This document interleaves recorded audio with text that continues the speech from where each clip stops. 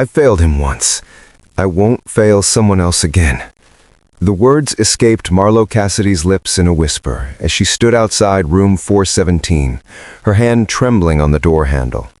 Inside lay a patient whose chart read like a mirror of her past. Kidney failure, stage 5, donor list exhausted, time running out. She was 26, a nurse for 4 years, but the weight she carried was decades old. Her supervisor touched her shoulder gently. "Marlo, you don't have to take this case. I know patients like this. They remind you of Evan." Evan. Her brother's name still felt like a wound that never quite healed.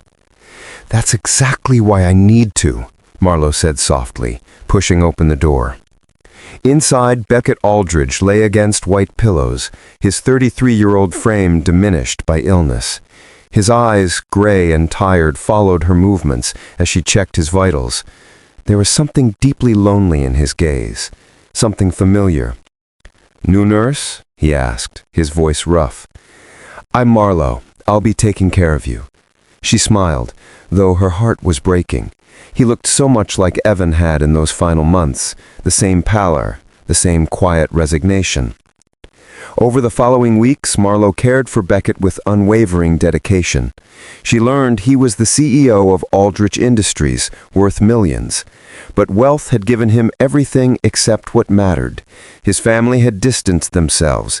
His friends had offered sympathy, but not sacrifice, and potential donors had made excuses. "I've been alone most of my life," Beckett admitted one evening. "Built an empire, but forgot to build connections. Now, when I need someone most, there's no one." "There's me," Marlo said quietly. "You're my nurse. You're paid to care."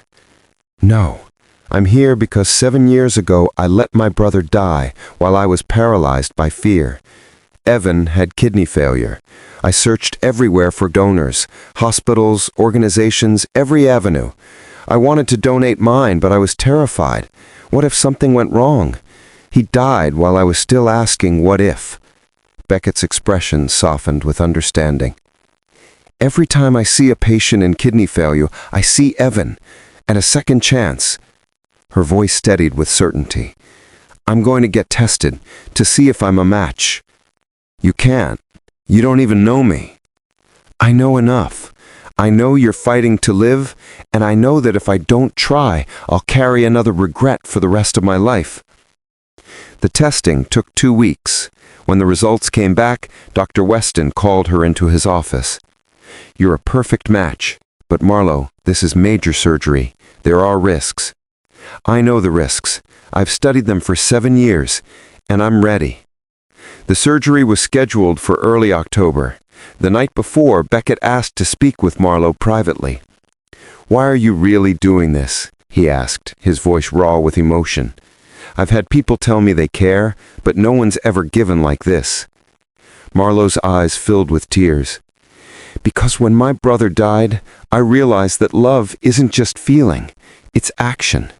And I loved Evan enough to wish I'd been braver. You deserve that bravery, even if it's coming from a stranger." Beckett reached for her hand. "You're not a stranger anymore. You're the first person in years who's seen me more than my bank account. And you're teaching me that it's never too late to choose differently." The transplant was successful. Both surgeries went smoothly, and within days, Beckett's body accepted the kidney. The color returned to his face, the strength to his voice.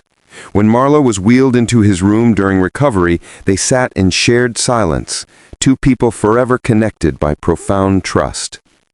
"I don't know how to thank you," Beckett finally said. "Help me do something. When Evan was dying, I contacted every organization I could find, but the systems are broken. There aren't enough donors, not enough connections between people who need help and those willing to give it." Beckett nodded slowly. "What if we built something, a platform that connects kidney patients with potential donors, real vetting, medical support, financial assistance for donors who can't afford time off work?"